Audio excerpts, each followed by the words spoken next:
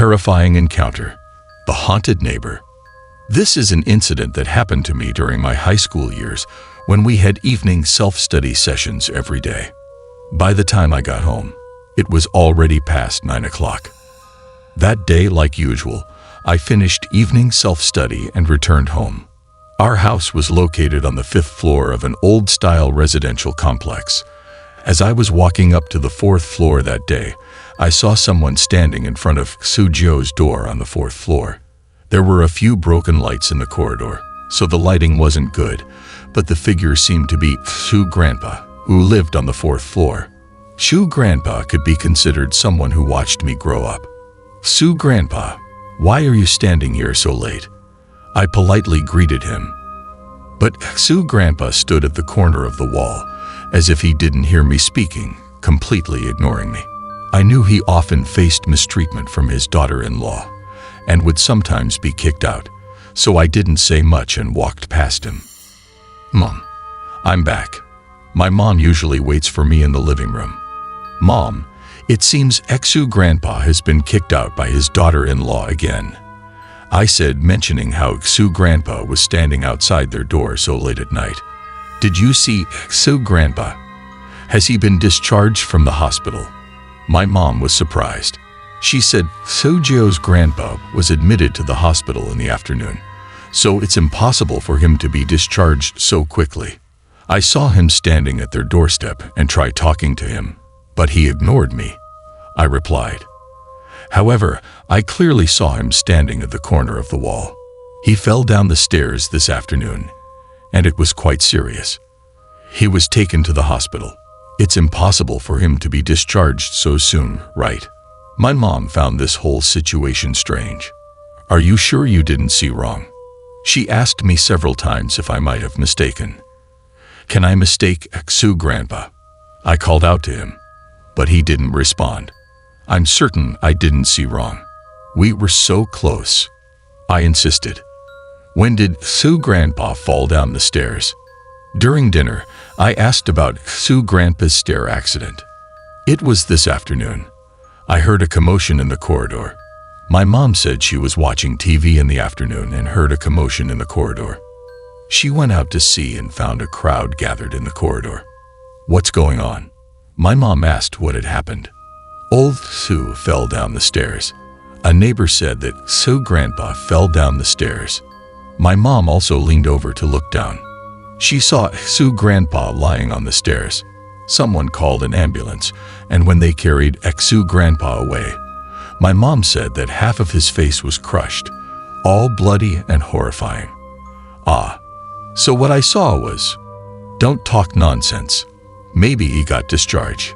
After hearing my mom's words, I felt a sense of fear. Sue Grandpa was not young, and his injuries were severe. It was impossible for him to be discharged so early. Could I have seen his ghost? My mom told me not to talk nonsense. That night, I couldn't sleep well and had nightmares throughout. I was awakened the next morning by funeral music. Mom, who died in someone's family. It's so noisy. In a daze, I asked my mom who had died. What? Don't talk nonsense. Your Sue Grandpa has died. My mom said that Sue Grandpa had died, and it was yesterday afternoon after being taken to the hospital. It startled me. I passed by his house in the morning on the way to school. The door was open, and I unconsciously glanced inside. There was an ancestral altar with Sue Grandpa's portrait on it. Although he looked kind and gentle in the portrait, I couldn't shake off the creepy feeling inside. When I reached the step where he fell, there were still traces of blood that hadn't been cleaned. Just thinking that I had climbed those steps the previous night, my hairs stood on end. In the days just after Sue Grandpa's death, I had my mom wait for me downstairs.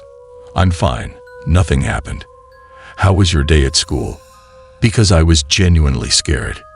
It took almost a week for the impact of this incident to gradually fade away, and only then did I dare to go home by myself after evening self-study. That day, I walked upstairs nervously. As I walked, I felt like someone was following me from behind. I stopped in my tracks and cautiously turned around to look back. At a glance, I was terrified beyond belief. The person following me was the deceased Xu grandpa. His left face was mangled, with broken teeth visible in the wound. I was so frightened that I stepped back and slipped. I took a big tumble. My face slammed heavily into the wall. What's going on? My mom must have heard my cry and rushed downstairs. Get up quickly. She asked me what had happened. I saw Xu grandpa. Tears welled up in my eyes as I said I saw Xu grandpa. Are you seeing things?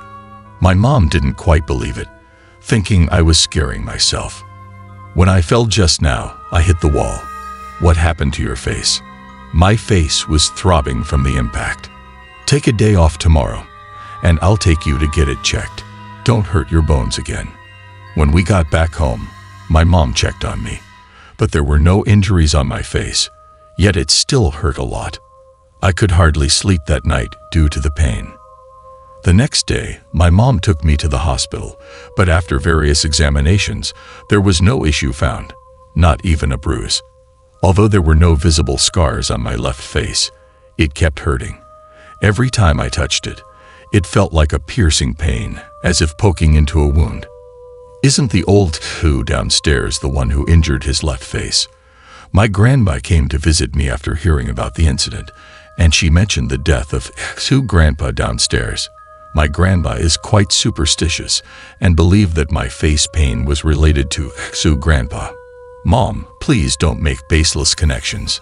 My mom thought it was just a coincidence. How is it baseless? Didn't Yingzi say she saw him on the stairs that night? Wasn't that the 7th day after Xu grandpa's death? My grandma eventually convinced her. If you put it that way, it seems to be true. Then, what should we do? Since seeking medical help yielded no results, my mom agreed to let my grandma try her method. Go to the kitchen and get a pair of chopsticks, then bring a bowl of water for me. The method was simple. It only required a pair of chopsticks and a bowl of water. My mom brought a bowl of water and a pair of chopsticks from the kitchen and handed them to my grandma. My grandma placed the bowl of water on the table. Then she stood the chopsticks in the bowl of water. Are you the old Xu downstairs? She loudly questioned if he was the old Xu downstairs. After asking, my grandma let go of her hand. Incredibly, the pair of chopsticks stood upright in the bowl of water and didn't fall down. Both my mom and I were stunned. So it's really you. Did we offend you, Yingzi, or provoke you? Confirming her suspicion, my grandma started cursing angrily. Whether you died unjustly or suffered, go find whoever you need to find. Dare to bother my Yingzi, and I'll have someone deal with you. Let old Xu leave quickly. Don't bother me. After scolding, the chopsticks fell down with a snap. Mom, what should we do now? My mom initially didn't believe, but now she was scared and asked my grandma what to do. Let Yingzi go inside and take a nap. I have a solution. It'll be fine after a nap. My grandma asked me to go back to my room and take a nap. She had a way to deal with it, and I would be fine after waking up. I endured the pain and went back to my room, lying on the bed. I fell asleep in a daze for the whole night. When I woke up, I was pleasantly surprised to find that my face no longer hurt. I asked my mom how grandma did it, and she said she didn't know. She told me not to ask too much and to go to school since everything was fine. I later asked grandma, but she refused to tell me how she did it. After that, my face healed, but I noticed that Mrs. Xu downstairs was always covering her left face. She seemed to be in a lot of pain, which reminded me of how my face felt when it was hurting. I just didn't know if Mrs. Xu's face was hurting for the same reason.